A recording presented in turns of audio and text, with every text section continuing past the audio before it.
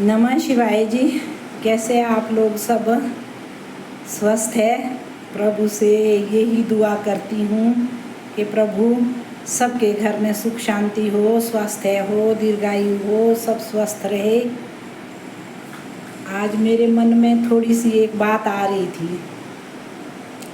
देखो, हमारे अंदर का जो विवेक है, एक बुद्धि है, बुद्धि ही वो विवेक है, पर एक विवेक अंदर है जो आध्यात्मिक बोलते हैं, जिसको आध्यात्मिक विवेक, जो अच्छी चीज़ों को जागृत करता है। वो जब हमसे कोई गलती होती है ना, गलत कर रहे होते, तो वो अंदर से बता देता है कि ये गलत है, ये मत कर। लेकिन हम कहीं बदले की भावना में बह जाते हैं, कहीं हम कुछ और चीज़ों में बह जाते हैं और हम अपने विवेक को दबा देते हैं और हम गलत राह पे चल पड़ते हैं। ये नहीं करना है हमने, ये हमको सोचना पड़ता है। जब वो विवेक अंदर से झंझोड़ता है ना, वो आवाज़ देता है हमारे को, उसकी आवाज़ सुननी सीखनी पड़ेगी। जब हम विवेक को सुनेंगे तो हमारे अंदर का परमात्मा जागृत हो जाएगा, आध्यात्मिक जागृति हो जाएगी हमारे अंदर। फिर हमें अच्छा बुरा दिखना शुरू हो जाएगा, ये अच्छा है, ये बुरा है, ये नहीं है, ये है। और फिर लोगों के साथ कुदरती हमारी अटैचमेंट भी बढ़ने लग जाएगी। चाहे वो शत्रु ही होगा तो भी आप उसको ही बोलेंगे, चलो जैसा भी है ठीक है तो इंसान है। लड़ाई झगड़े से कुछ भी नहीं बनता, और क्रोध से हमेशा आदमी गलत राह में जाता है।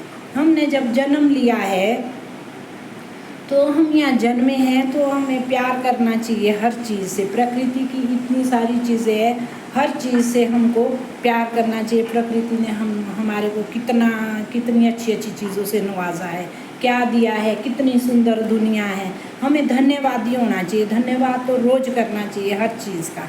और ऐसे ही इंसान होता है। अब इंसान देखो, हम किसी से मिलते हैं, हम बोलते ये आदमी हमारे को मिल गया, वो ऐसे नहीं मिला, उसके साथ हमारा कोई हिसाब किताब था तभी वो हमें मिला है। किसी जन्म का, पिछले जन्म का भी कुछ हमारे साथ चलता है, कुछ परसेंट, तो वो भी हमारे को मिलता है। तो इसलिए जिसके साथ हम मिले हैं उसके साथ हमें प्यार से ही रहना चाहिए। अगर हम झगड़े पैदा करेंगे, क्योंकि होता यही है, देखो कोई मिलता है तो हम बड़ा प्यार करते हैं, ज़्यादा टाइम होगा फिर वो हमारे को थोड़ा ये है जी नुक्स ये है, वो चीज़ें हमारे को एक्सेप्ट करनी पड़ती है। वो चाहे हमारे घर में ही कोई नया आदमी आया है, उसको एक्सेप्ट करो, क्योंकि किसी जन्म का वो हमारा ही था, तब वो हमारे घर में आया है। अब जैसा भी है, अगर आप उसके प्रति वो रखेंगे दिल में, ये ऐसा है, वो है, ये ठीक नहीं है, ये वो, तो वो मन में बनता रहेगा मन में। फिर एक दिन आपको उस आदमी के प्रति नफरत हो जाएगी, वो चाहे हमारे घर में ही नफरत हो जाएगी, फिर शत्रुता हो जाएगी। फिर वो शत्रुता पता कैसी है, आप जानते हैं इस चीज़ को, आप भी समझते हैं इस बात को। ऐसा नहीं है कि मैं ही समझती हूँ, आप भी समझते हैं। मैं तो ऐसे बात करती हूँ अपना टाइम पास करने को, आप सब जानते हैं, आप लोग भी। वो शत्रुता ऐसी होती है कि वो बढ़ती जाती है, नफरत बढ़ती जाती है। एक दिन ऐसा आता है कि परिवार में फिर एक दूसरे के बिल्कुल हो जाते हैं कि मारने के ऊपर, चलो छोड़ो नहीं, पर ये कि देखना ही नहीं, उसके नेड़े ही नहीं है रहना, उसको देखना ही नहीं है। ये गलत बात है।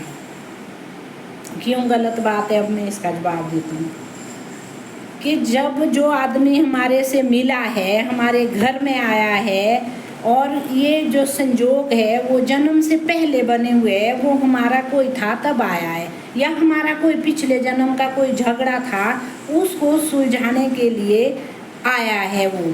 तो इसलिए अगर हम प्यार से रहेंगे तो प्यार बांटेंगे, तो वो आदमी हमारे साथ प्यार से रहेगा वो भी, और हमारे झगड़े ख़त्म हो जाएंगे, अगले जन्म के लिए रास्ता क्लियर हो जाएगा। अगर हम शत्रुता बढ़ाते रहेंगे और अगले जन्म में फिर मिलेंगे, और ये मरण और जन्म चला रहेगा फिर, है ना। फिर ना हम माफ़ करेंगे ना वो। मैं मानती हूँ ऐसा भी होता है परिवार में कि मैं माफ़ करूँगी, दूसरा ना करे माफ़। वो ना करे वो उसकी हेडेक है। हमने माफ़ करना है, हमने खुद माफ़ करना है। क्यों? आप अपने मन के लिए, हमारा मन शांत है ना, तो वो अच्छा लगने लग जाएगा। वो आदमी, वो चाहे बुरा ही है, वो भी आपको अच्छा लगना शुरू हो जाएगा। आप ये मत सोचना कि किस पे ये वीडियो बनी है।